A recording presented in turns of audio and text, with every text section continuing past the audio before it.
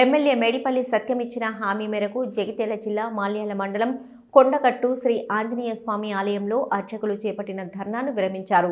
ఈ సందర్భంగా ఆలయ ప్రధాన అర్చకులు మాట్లాడుతూ తమ సమస్యలను ఎమ్మెల్యే మేడిపల్లి సత్యం దృష్టికి తీసుకెళ్లినట్లు తెలిపారు. సమస్యలను సానుకూలంగా విని న్యాయం చేస్తారని ఆయన మాటిచ్చారని వెల్లడించారు.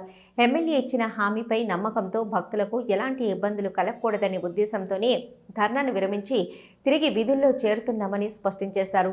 ఆలయ పరిసరాల్లో నెలకొన్న ఉద్రిక్తత తొలగినట్లు అధికారులు తెలిపారు.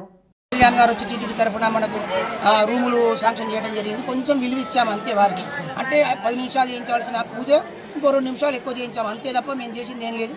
పంపించిన వాళ్ళు సిబ్బంది అయినప్పటికీ కూడా ఈవో గారు కాస్త కోపానికి రావటం, అర్చకులందరినీ మీద దురుసుగా ప్రవర్తించడం, ఏమన్నా అంటే సస్పెండ్ చేస్తానటం, బ్లాక్మెయిల్ చేయటం, ఎవరన్నా 5ో 10ో ఇస్తే దాన్ని పట్టుకొని కాగితాలు ఇవ్వటం గత చాలా రోజుల నుంచి వస్తుంది. ఈ విషయం మేము ఎమ్మెల్యే గారి దృష్టి కూడా తీసుకువెళ్ళడం జరిగింది, మంత్రి గారికి చెప్పడం జరిగింది. సరే ఏది ఏమైనప్పటికీ కూడా ఈరోజు మేమంతా విధులు బహిష్కరించాం. తర్వాతగా ఎమ్మెల్యే గారు ఫోన్లో మాట్లాడారు, మా సర్పంచ్ గారు ఉన్నారు, మా సీఏ గారు ఉన్నారు. వాళ్ళు వచ్చి మధ్యవర్తిత్వం చేసి మేము తప్పకుండా మీ యొక్క సమస్యను పరిష్కరిస్తామని చెప్పడం ద్వారా భక్తులకు ఇబ్బంది చేయొద్దు కనుక మేమంతా ప్రభుత్వ ఉద్యోగులమే కాదు, ఈ దేవాలయంలో పనిచేస్తున్న వంశపారంపర్య అర్చకులము, అంతేకాదు ఆలయ అనువంశిక అర్చకులం. ఈ యొక్క దేవాలయానికి స్థాపితాన్ని కూడా మా యొక్క పూర్వీకుల నుంచే వచ్చింది. మేము ట్రస్టీలం అండి. దాంతోపాటు వంశపారంపర్య అర్చకులం. దేవస్థానం యొక్క పరువు కాపాడాలి, భక్తుల యొక్క మనోభావాలను దెబ్బతీయొద్దనే ఉద్దేశంతో ఉన్నాం.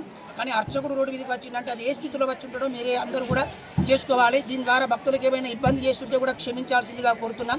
ప్రభుత్వానికి కూడా మేము 2 చేతులు జోడించి విన్నపం చేస్తున్నాం.